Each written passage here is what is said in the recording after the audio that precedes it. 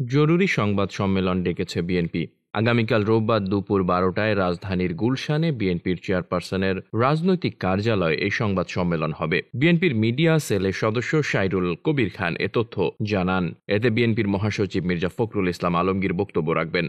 এর মধ্য দিয়ে 6 মাসেরও বেশি সময় পর সংবাদ সম্মেলনে আসছেন বিএনপির মহাসচিব মির্জা ফখরুল ইসলাম আলমগীর। এর আগে 2023 সালের 27 অক্টোবর সংবাদ সম্মেলন করেছিলেন মির্জা ফখরুল ইসলাম আলমগীর। সে সময় 28 অক্টোবর ঢাকায় বিএনপি মহা সমাবেশ ডেকেছিল।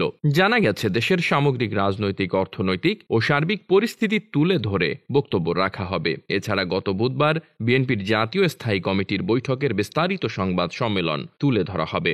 গত 28 অক্টোবর ঢাকার নয়াপল্টনে বিএনপির মহাসমাবেশ পুলিশ পণ্ড করে দেওয়ার পরদিনই মির্জা ফখরুল গ্রেপ্তার হন। প্রায় 3.5 মাস কারাবাসের পর 15 ফেব্রুয়ারি জামিনে মুক্তি পান তিনি। কারাগারে যাওয়ার পর থেকে বিএনপি মহাসচিব ও তার স্ত্রী রাহাতারা বেগম উভয়ে শারীরিক নানা জটিলতায় ভুগছেন। এজন্য কারাগার থেকে মুক্তির পর 4 মার্চ তারা চিকিৎসার জন্য সিঙ্গাপুরে যান। সেখান থেকে দেশে ফিরে আবার গত 2 মে পবিত্র উমরা পালনে স্ত্রী রাহাতারা বেগমকে নিয়ে সৌদি আরব যান মির্জা ফখরুল। প্রথমে তারা মদিনায় হযরত মুহাম্মদ সাল্লাল্লাহু আলাইহি ওয়াসাল্লামের রওজা মোবারক জিয়ারত করেন। গত 5 মে মক্কায় এসে পবিত্র উমরা পালন করেন তারা। উমরা পালনকালে বাংলাদেশ ও দেশের জনগণের পাশাপাশি সমগ্র মুসলিম উম্মার অব্যাহত শান্তি, সমৃদ্ধি ও অগ্রগতি কামনা এবং দলের চেয়ারপারসন বেগম খালেদা জিয়া, ভারপ্রাপ্ত চেয়ারম্যান তারেক রহমান সহ দলের নেতাকর্মীদের জন্য দোয়া করেছেন বিএনপির মহাসচিব।